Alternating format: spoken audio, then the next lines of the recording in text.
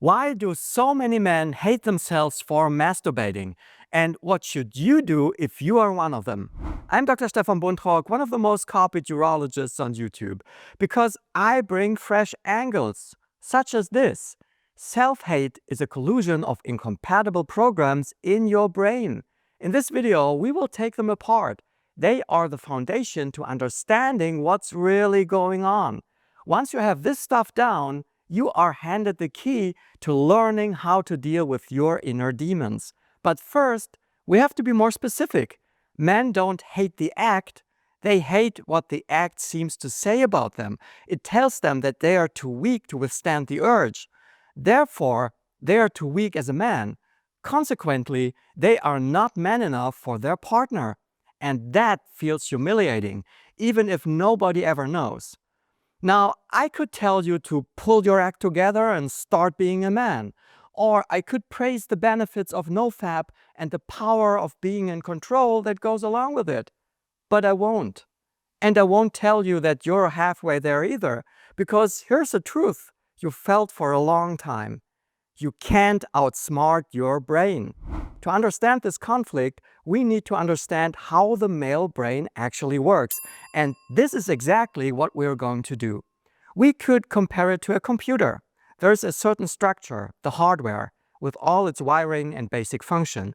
The brain also has a kind of BIOS. Before we do a quick recap on BIOS, I have a newsletter. Sign up in the description.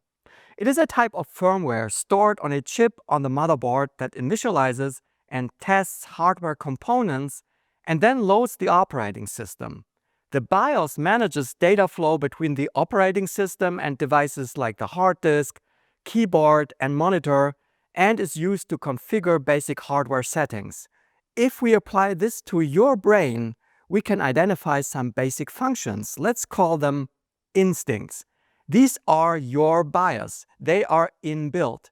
Since they are part of the deal, you can't switch them off. Gotta work with what you've got.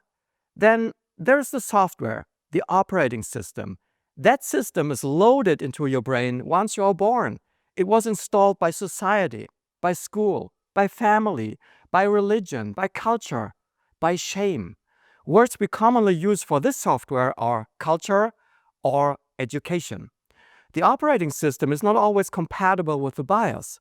It's impressive to observe what happens when the two collide. Male masturbation is the perfect example. Here's what your BIOS says.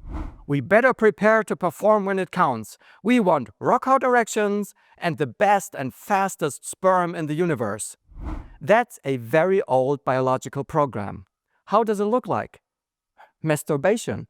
Masturbation is the oil for the machinery. It is much more than software. It's so deeply rooted, it's almost hardware. Can't really get rid of that one. You may ask yourself, why? It feels like a punishment from God to put a wiring into the male brain that makes him masturbate. If you're less religious, you could ask yourself what purpose it possibly serves so that nature hasn't eliminated this urge. So it must be evolutionarily sound for some reason. On the other hand, your operating system warns you about masturbation. It will weaken your erections, it says. It will make you go, it says. It will make you bald and give you hairy palms. It will drain you of energy. It will make you unmanly. Let me say this loud and clear. This is not your fault. You didn't choose any of this. And there is no way to format your brain and give you a different operating system. But it may be possible to clean up a little. Let's look at some interesting data.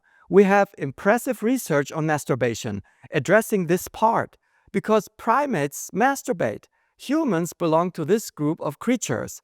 A remarkable paper in Proceedings of the Royal Society analyzed masturbation in primates based on huge data sets, including wild animals. They found that male masturbation is ancient, widespread, and likely adaptive. Two main ideas explain this. Non-ejaculatory masturbation before sex can speed up ejaculation, so low-ranking males still manage to reproduce. And ejaculation before sex can clear the urethra of germs and improve sperm quality in the next ejaculation. If masturbation were pure damage, evolution would have deleted it long ago. So why do so many men still hate themselves for it? There's a brutal asymmetry at work. Many men love to watch women masturbate and find it beautiful, sensual, and powerful. But their own masturbation feels cheap, weak, and shameful. Women's self-pleasure means desire, vitality, and attractiveness, while men's self-pleasure feels like proof of loneliness, inadequacy, and failure. Women are allowed to have desire. Men are supposed to perform. Female masturbation increases male status. Male masturbation, in many men's minds, threatens it. That is not biology. That is culture and shame. Is there a way out? Once you realize that culture and belief shape your views, it will be easier to bear. Female masturbation may serve as the perfect example. Why should it be any different from male masturbation? Technically, does it make women better or lesser humans?